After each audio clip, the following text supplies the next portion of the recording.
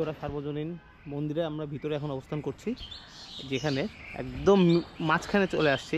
এই যে আমার সামনে যে মন্দিরটা দেখছেন, এটা হচ্ছে দুর্গা মন্দির। যে রাধাকৃষ্ণ মন্দির কত সুন্দর, ধীরে ধীরে এগিয়ে যাচ্ছি। ঠিক সামনে এখন রয়েছি রাধাকৃষ্ণ মন্দিরের।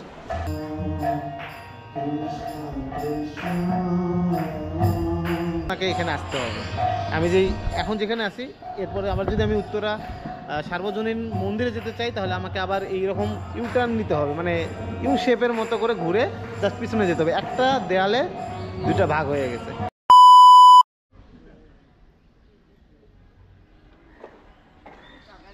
আজকে চলে আসছি উত্তরা সার্বজনীন মন্দিরে, যেটা হচ্ছে সড়ক নম্বর 2, সেক্টর 17, 1230। আমরা এই উত্তরা সার্বজনীন পুজো মন্দিরের ভিতরে ঢুকবো এবং এই মন্দিরটাতে কি আছে, কি কি আমরা দেখবো, সব আপনাদেরকে দেখাবো। চলুন তাহলে ভিতরে যাওয়া যাক।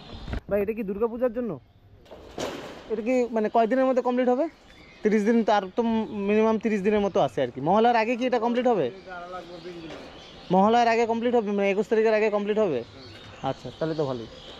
এর বড় পরিসরে করা হয়। আমি যে ফার্স্ট টাইম আসছি তো এখানে। হ্যাঁ, অনেক সুন্দর হবে। আচ্ছা, যদি ঢাকায় থাকি ভাই তাহলে আসবো। আমরা ঢাকার বাইরে থাকি তো। ও আচ্ছা, এইটা ফার্স্ট টাইম আসছি, আগে জানি না যে এখানে মন্দির আছে। সামন দিয়ে গেছি অনেকবার, বাট এত কাছে যে মন্দির আছে আমাদের, বাট জানি না।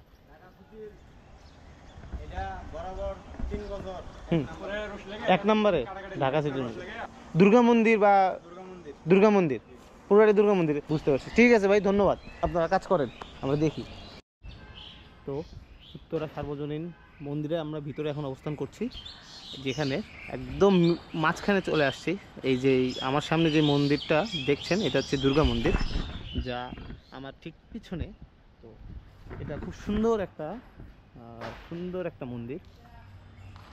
আর হচ্ছে, যেহেতু দুর্গা প্রতিমা তৈরি হচ্ছে এখন বিকাল টাইম, সেহেতু মন্দিরটা খোলা নাই। তো সন্ধ্যার সময় আসলে মন্দিরে পুজো হবে, তখন আমি মন্দিরটা দেখাতে পারতাম আর কি। এখন আমি দেখাতে পারছি না। আর পাশেই এই যে আমার এই পাশেই যে বটগাছের, ঠিক বটগাছের নিচে, সেটা হচ্ছে শিবলিঙ্গ। তো এটা শিব ঠাকুরের মন্দির, শিবলিঙ্গ।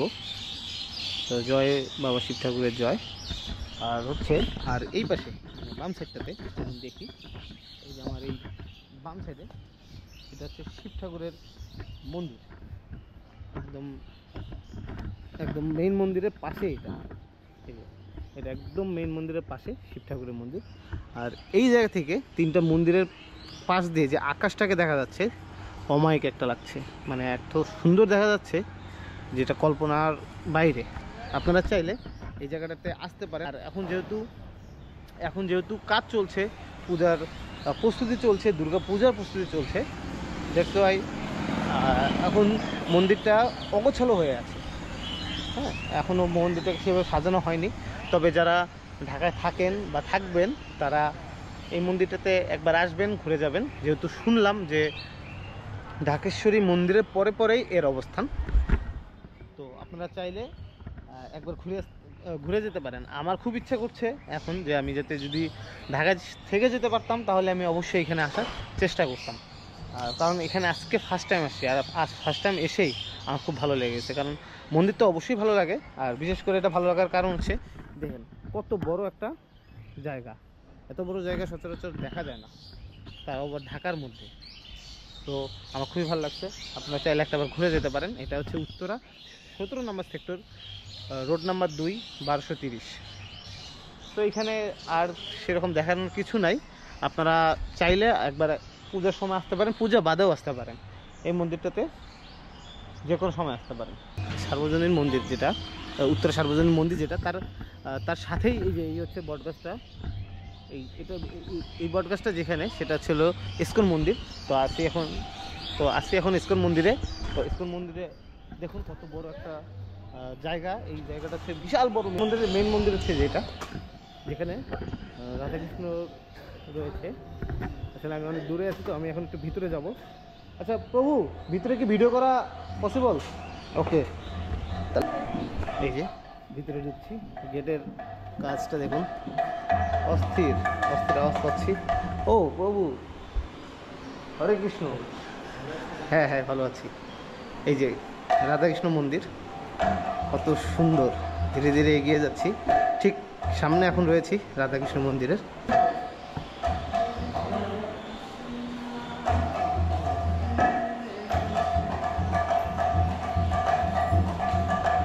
মন্দিরটাকে অনেক সুন্দর লাগছে আর কি। বাসা নাকি উত্তরাতেই বাসা সবার? কালসি? ও মিরপুর কালসি, আচ্ছা আমিও মিরপুর থেকে আসছি। সুন্দর, প্রণাম করি। তো গুরুদেবকে প্রণাম জানাই। গুরুদেবের ছবিটা ঠিক ভগবানের অপোজিটই। এই যে এটা হচ্ছে শ্রী গৌরমোহন দে, তার পুত্র অভয়কে শ্রী শ্রী রাধাকৃষ্ণ বিগ্রহ সেবা শিক্ষা দিচ্ছেন। এখন এখানে কীর্তন হবে। আর এই মন্দিরটা দেখুন আপনারা, মন্দিরের ভিতরে অবস্থান। এটা ভিতরটা অনেক সুন্দর। আর এটা হচ্ছে মন্দিরের বাইরে, যেটা আমি বাইরে থেকে আসলাম। দেখুন অনেক বড় মন্দির। এই মন্দিরের সাথে হচ্ছে দোকান আছে, যেখানে কাঠের মালা থেকে শুরু করে বিভিন্ন অ্যাক্সেসরিজ যেটা পূজায় লাগে আর কি। ইভেন রাধারমন প্রসাদালয়ও আছে, যেখানে খাবার পাওয়া যায়, নিরামিষ খাবার। তো এটা ইসকন মন্দির থেকে প্রোভাইড করা, কারণ ইসকন মন্দিরে এটা, দ্যাটস ওয়াই ইসকন মন্দিরে এটা সম্পূর্ণটা আপনারা আসলে এখানে পাবেন আর কি। খাওয়া দাওয়ার কোনো সমস্যা নেই। পাশে একটা রেস্টুরেন্ট দেখলাম, যেটা মনে হয় ইসকন মন্দির থেকে দিছে, তো ওখানেও আপনারা খাবার পাবেন। হয়তো আমি জানি না ওখানে কী কী পাওয়া যায়, বাট ভালো কিছুই পাবেন। আসেন দেখি, এখানে কীর্তন হবে এখন, কীর্তনটা একটু শুনি।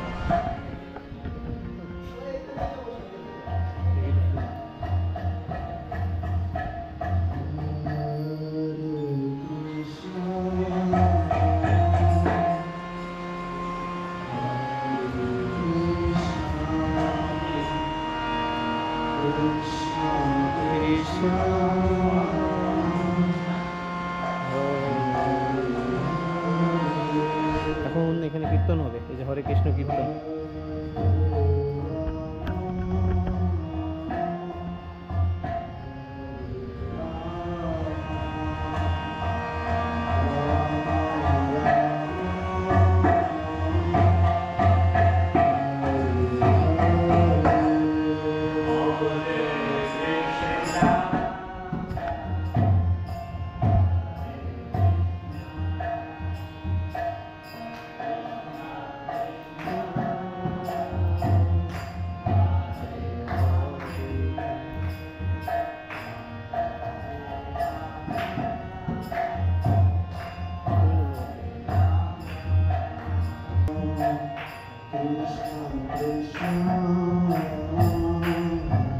তো এখন আমি বের হয়ে যাব, কারণ সময় নাই, আমাকে আবার চলে যেতে হবে, আমার কাজ আছে।